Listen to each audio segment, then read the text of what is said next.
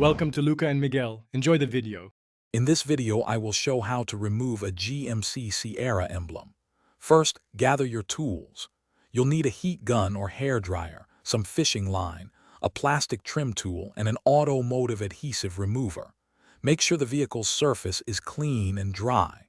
Then, apply painter's tape around the emblem to protect the paint from accidental scratches during the process.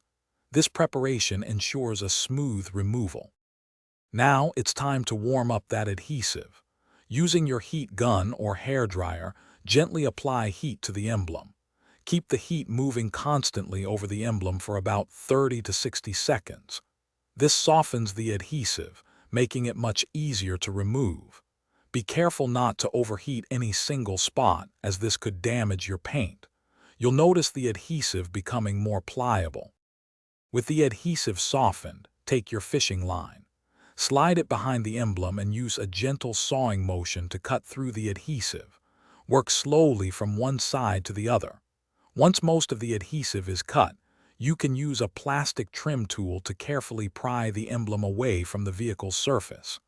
Avoid using metal tools to prevent scratches.